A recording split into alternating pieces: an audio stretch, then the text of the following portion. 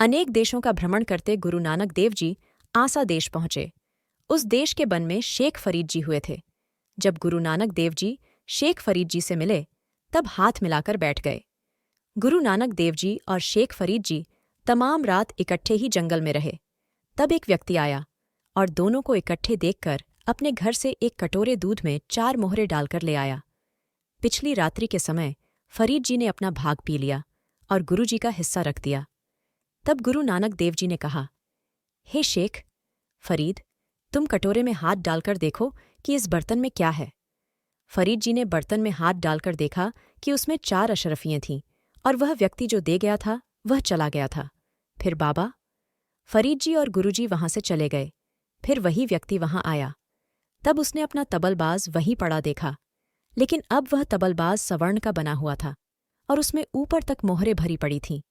फिर वह अपने मन में पश्चाताप करने लगा और कहने लगा, हे मन, वे तो पहुंचे हुए साधु थे। यदि मैं शुद्ध मन से उनके निकट आता तो धर्म पा लेता। मैं तो संसार के लिए आया था और मैंने संसार ही प्राप्त किया है। यह कहकर अपना तबलबाज उठाकर अपने घर आ गया।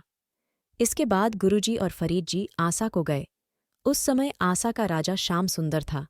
उसका उन्हीं दिनों स्वर्गवास हुआ था और उनकी सिर की खोपड़ी नहीं जलती थी। अनेक प्रयासों के बाद पंडितों से पूछा तो विद्वानों ने कहा कि उसने एक बार झूठ बोला था और उसके कारण यह कष्ट भोग रहा है। सभी लोग यह सुनकर दुखी हो गए। फिर पंडितों ने कहा कि उसका कल्याण तब होगा जब किसी संत के चरण पड़ेंगे। तब मंत्रियों ने केवल एक ही दरवाज़ा खुला रखा और बाकी दरवाजे बंद कर दिए। इसी बीच गुरुजी और फरीद जी आए। गुरुजी ने कहा, हे शेख जी, आप आगे चरण पाओ। तब फरीद जी ने कहा, हे गुरुदेव, मेरी क्या शक्ति है। इस पर गुरुजी ने अपने पवित्र चरणों को आगे किया। तब राजा की खोपड़ी उसी वक्त टूट गई। यह देखकर आसा देश के तमाम नर और नारी गुरुजी के चरणों में गिर गए। फिर उस देश के लोग अनेक प्रकार के पकवान लेकर आने लगे और फरीद जी को देने लगे।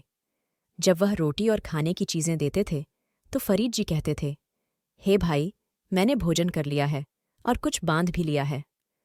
तब लोगों ने कहा, हे खुदा के बंदे, मालूम होता है तू किसी झूठे देश का वासी है और झूठ बोल रहा है। तेरे पेट पर तो लकड़ी की रोटी है।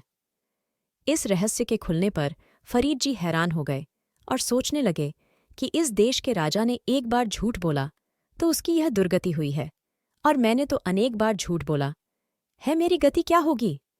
यह सोचकर फरीद जी उदास हो गए। तब गुरुजी ने कहा, हे फरीद जी, आप में खुदा सत्य है। तब शेख जी ने विदाई मांगी और वहां से रवाना हो गए और गुरुजी ने उस देश में अपने विचारों का धार्मिक प्रचार करके अनेकों भटके हुए लोगों को सही मार्ग पर लाया। तब तमाम नर और नारी गुरुजी की शरण प्राप्त करके अपना कल्याण करने में सफल हुए। अगर वीडियो पसंद आई तो कृपया इसे लाइक, शेयर और सब्सक्राइब करें।